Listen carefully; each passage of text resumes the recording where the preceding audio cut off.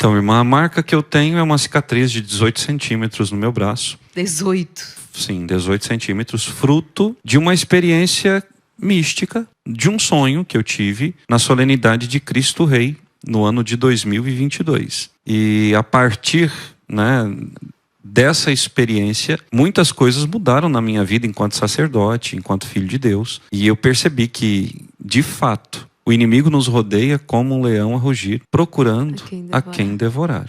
Então eu tenho essa marca. Essa marca é a marca de uma cirurgia. Eu quase perdi meu braço. O braço com o qual eu abençoo, perdoo pecados, consagro a Eucaristia, tomo tantas vezes as pessoas pela mão para conduzi-las a Deus. O braço com o qual eu aponto o caminho para as pessoas, para que elas possam caminhar na direção do céu. E Satanás queria que eu perdesse, não somente o braço, irmã, porque depois, em oração, vários instrumentos, várias pessoas, homens e mulheres de muita oração, me disseram: padre, o objetivo era a sua morte. O objetivo era que o senhor deixasse de existir, porque o senhor estava atrapalhando os planos de Satanás. E Satanás usou dos homens para fazer isso. Gente, é impressionante, Essa marca que o padre Luciano traz aí, 18 centímetros de uma cirurgia. Ele vai revelar para vocês a origem disso aí, mas naquela experiência mística que ele viveu, foi exatamente ali o lugar onde o demônio colocou a sua mão. E depois encadeou então todo esse processo de infecção e cirurgia, antibiótico.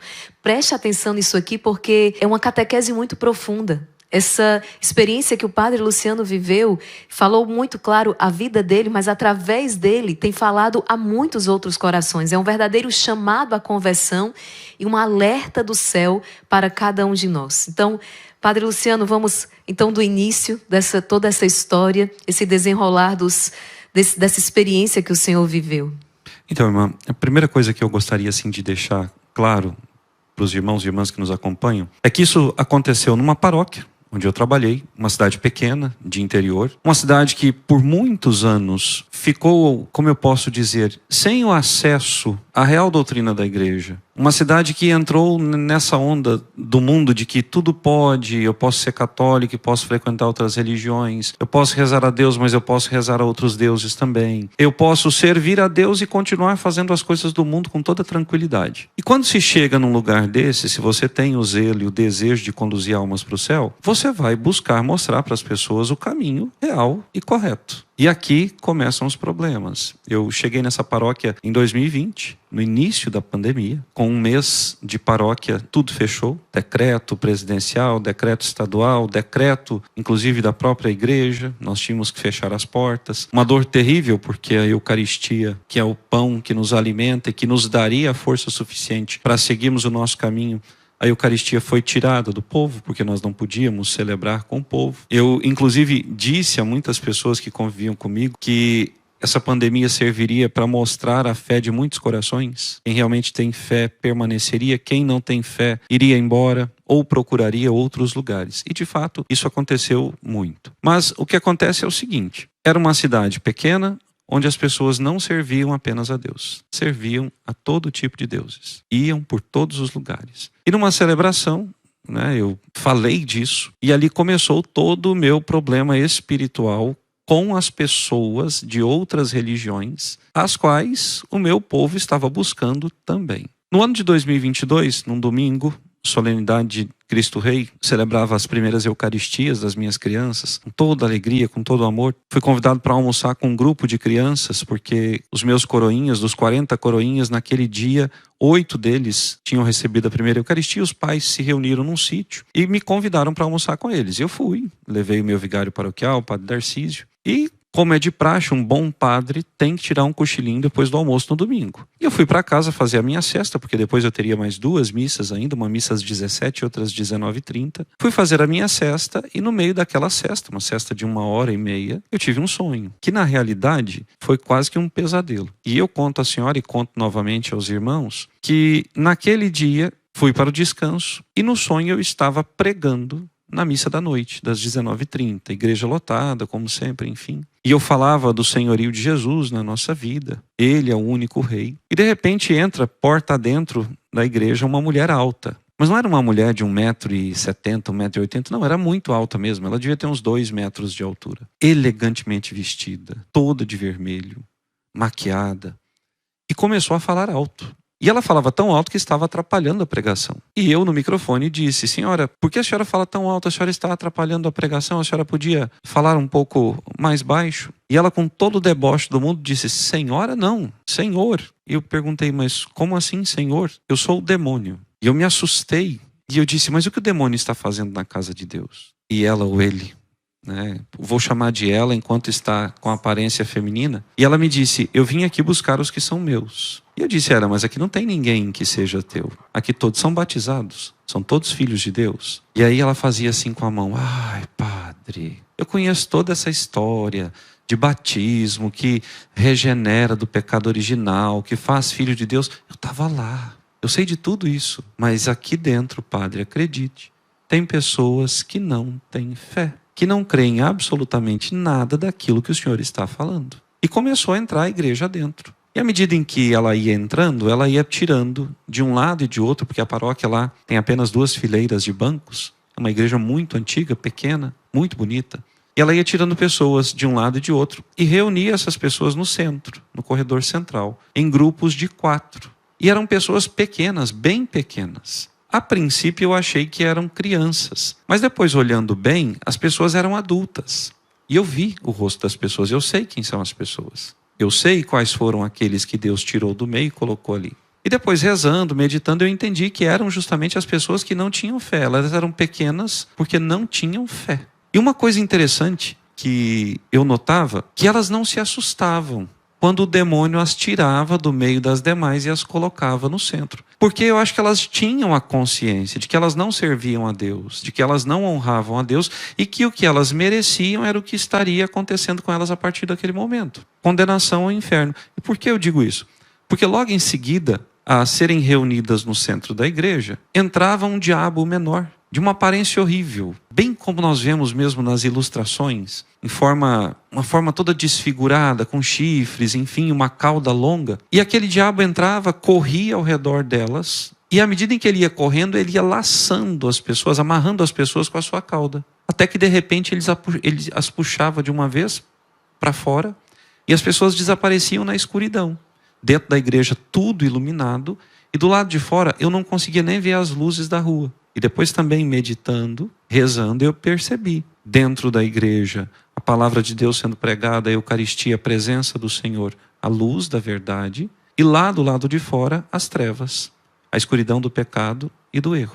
E assim o demônio veio, caminhando na minha direção, foi chegando, se aproximando, e eu exortando, dizendo: saia daqui, essa é a casa de Deus, vá embora. E daqui a pouco o demônio chegou, se parou diante de mim, ainda continuava com a aparência daquela bonita mulher, mas ele pegou o meu braço direito, bem na altura do meu cotovelo, e cravou as unhas no meu cotovelo. E eu senti a dor daquelas unhas enormes entrando na minha carne. E quando eu olhei para o meu braço, aquela mão que estava cravada no meu cotovelo não era mais a mão daquela mulher bonita. Era uma mão como que toda queimada, e por baixo daquela pele queimada havia fogo.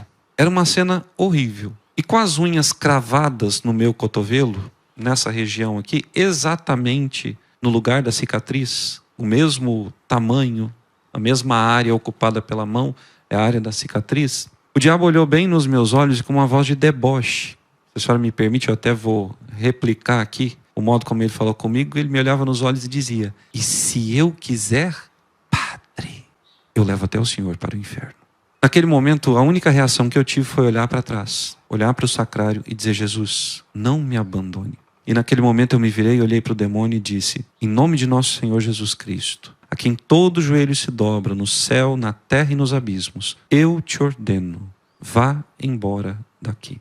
E eu olhei bem nos olhos do demônio. Dos seus olhos também saía um fogo. E já não era mais aquela mulher bonita. Realmente ele tinha se mostrado como tal. E o demônio começou a se desmanchar. E começou a se tornar pó, uma cinza escura, que encheu a minha mão direita. E enchendo a minha mão direita, eu olhava aquilo assim, estupefacto, e mostrava a mão cheia de cinzas para o povo e dizia: vocês estão vendo? O demônio não resiste ao nome e à presença de Jesus. Não tenham medo. E eu ergui a mão com aquela cinza e a joguei para o alto. E quando eu a joguei para o alto, um vento impetuoso, semelhante ao vento de Pentecostes, invadiu a igreja por todas as portas, por todos os lados, e não permitiu que uma migalhinha, um grãozinho daquela cinza tocasse o chão ou as pessoas que estavam na igreja. E eu acordei. E acordei assustado. Meu Deus do céu, mas como assim? Sonhando com o demônio? O que eu estou fazendo assim de tão errado? Na missa da noite, naquele mesmo dia, solenidade do Cristo Rei, eu partilhei com o povo o sonho que eu havia tido. E as pessoas ficaram assim, né, assustadas com tudo aquilo que eu estava relatando. Na segunda-feira, eu e o padre Darcísio saímos para o almoço. Segunda-feira, a funcionária da casa paroquial não vinha, nós fomos comer num restaurante. E enquanto nós caminhávamos para o restaurante, a cerca de 2 quadras da casa paroquial, eu ouvi aquela locução interior: mãos ungidas para abençoar, santificar e consagrar. Por 2 vezes. Eu dizia: Senhor, o que é isso? O que queres? Eu sei que as minhas mãos são ungidas. Eu sei do ministério que eu recebi, mas por que o Senhor me fala disso? Na sexta-feira, eu receberia o título de cidadão nesta cidade em questão. Na véspera desse dia, o meu braço amanheceu inchado e doendo. E uma dor muito forte.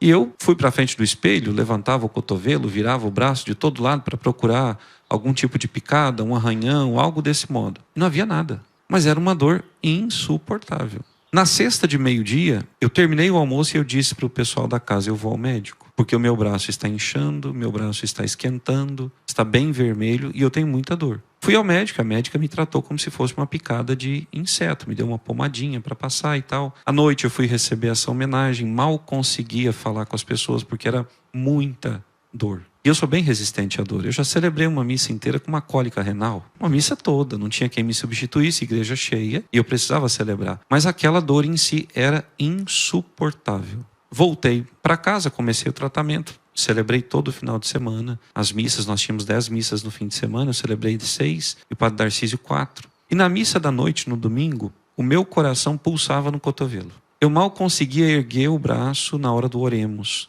ou para abençoar as pessoas. E havia ali 2 casais da minha antiga paróquia. Eles trabalhavam comigo no Conselho Econômico. E a Márcia, que é uma das mulheres que estavam, é uma mãe para mim. E a Márcia terminou a missa, veio até a sacristia, ela: pode pegar as tuas coisas, nós vamos para Novo Hamburgo, vai ao médico. Não, mas não é nada. É sim, vamos lá. Cheguei em Novo Hamburgo, no médico, o médico me disse: padre, isso daqui não é picada de inseto. Isso é uma infecção bacteriana. O senhor deve ter algum corte no seu corpo. Eu disse: doutor, eu não tenho nada. Como é que isso aconteceu, padre?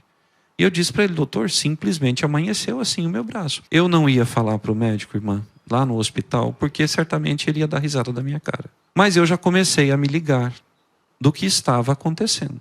Voltei para casa e o braço só piorando, só piorando, só piorando. Tanto que na terça-feira, quando eu fui sozinho de novo às 11 horas da noite, porque não aguentava mais de dor, para o hospital, dirigi 40 quilômetros para poder ir ao médico novamente, a infecção estava na minha mão e no meu ombro. O meu ombro e o meu braço como um todo, ele estava preto, de tão infeccionado que estava. Resultado, fui internado, tive que fazer essa cirurgia, abrir todo o cotovelo.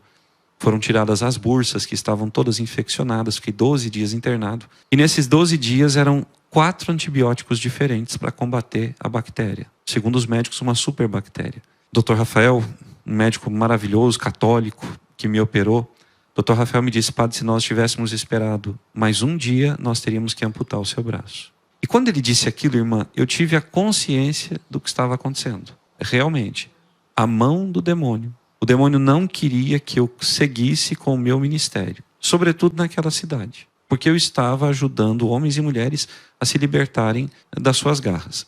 Nos dias em que eu estava internado, um grande amigo meu, Diego Parreiras, de Belo Horizonte, que é missionário da missão Homens e Mulheres de Pentecostes, da Alessandra, que de vez em quando está aqui pregando, meu compadre me ligou e disse assim: compadre, eu vi o seu vídeo dizendo que está internado, fui para o sacrário, fui rezar, e Deus me mostrou o que foi feito. Foi um trabalho. Eu vi o lugar, a casa, te dou o número da casa, o nome da rua, a cor da casa e o que está escrito na frente dela. Mas de uma coisa eu tenho a certeza: eles não queriam apenas que o senhor perdesse o braço, eles queriam a sua morte. Passado um certo tempo, eu já havia saído do hospital, fazia uns 10 dias, me liga uma outra pessoa, Dona Terezinha, de uma cidade no litoral chamada Capão da Canoa. E Dona Terezinha é uma mulher de Deus, de oração constante. Ela tem inclusive o dom de cura. Ela foi por muitos anos a responsável pelo Ministério de Cura e Libertação em todo o Rio Grande do Sul. Ela é mãe de um seminarista, uma mulher de Deus. Dona Terezinha me ligou: padre, como o senhor está? Eu falei: Dona Terezinha, estou melhor. Eu quero ir aí amanhã na sua casa, posso ir? Eu falei: pode. E ela veio até a cidade onde eu trabalhava e, sentada comigo, logo após o almoço, ela me disse: padre, eu preciso fazer uma pergunta ao senhor. Havia uma profecia de que o senhor viria para esse lugar, não havia? Eu: sim. Onde o senhor recebeu essa profecia? Eu disse: em Fortaleza. Onde, padre? Eu falei: no Shalom, no retiro de sacerdotes que eu fiz em 2019. O que foi dito lá para o senhor? E se a senhora me permite, eu gostaria de partilhar aqui também. Em 2019 eu vim para Fortaleza. 2018 e 2019 participei do retiro de sacerdotes. E em 2019, logo após uma pregação da Emir, o anjo da guarda colocou no coração: pede para ela rezar contigo. Isso era outubro de 2019. Me aproximei, me apresentei, a Emir, com aquele jeito simpático dela: claro, padre, sente-se aqui. Ela segurou as minhas mãos entre as delas e disse: padre, o senhor foi transferido, né? Eu disse: não, não fui transferido. Foi. O seu bispo vai lhe ligar logo, logo. Assim que nós concluirmos a nossa oração, o senhor vai receber a ligação do seu bispo. E diga sim. Não será fácil, mas diga sim. A visualização que eu tenho é do senhor passando entre duas montanhas, um caminho muito estreito. O senhor não consegue caminhar normalmente, o senhor passa de lado. Enquanto o senhor vai passando, o senhor vai se ferindo, vai se rasgando todo nas rochas, no cortar das rochas. Mas o senhor não desista, porque atrás do senhor vem uma multidão. Mas serão 3 anos apenas. Os 3 anos de pregação de Jesus vão ser os 3 anos de ministério do Senhor nessa paróquia. Mas o Senhor não diga não. O Senhor precisa passar pelo que Deus está reservando ao Senhor naquele lugar. E eu contei isso para Dona Terezinha. Ela disse: pois então, padre, nosso Senhor me revelou que chegou o seu tempo. O Senhor deve sair daqui. Porque se o Senhor não sair daqui, o Senhor será morto. É desejo de Satanás que o Senhor morra. Porque o Senhor chegou aqui e o Senhor tem atrapalhado os planos do maligno. Então o senhor precisa sair daqui. Enfim, fui transferido e a profecia de fato se cumpriu. Mas eu tenho a consciência claríssima. O que eu vivi foi uma experiência sobrenatural. Inclusive, eu só divulguei o vídeo no qual eu falei disso porque eu me orientei com um sacerdote, um grande amigo, um homem místico, né? E ele me disse: padre, o senhor deve partilhar, as pessoas precisam saber disso. Porque muita gente está se perdendo porque acha que dá para servir a 2 senhores. Porque acha que pode, domingo vir à missa e durante a semana procurar outros lugares. O senhor tem a obrigação. Deus não permitiu que isso acontecesse contigo para que ficasse apenas para o senhor. O senhor precisa partilhar. Então esse é o relato completo daquela experiência no domingo de Cristo Rei. E até a data em que aconteceu, para mim é muito importante e significativa. Na data de Cristo Rei, porque o Senhor mostrou que não existe outro Deus ao qual nós devamos servir. Somente Ele. E que no nome dEle todo e qualquer mal é desfeito.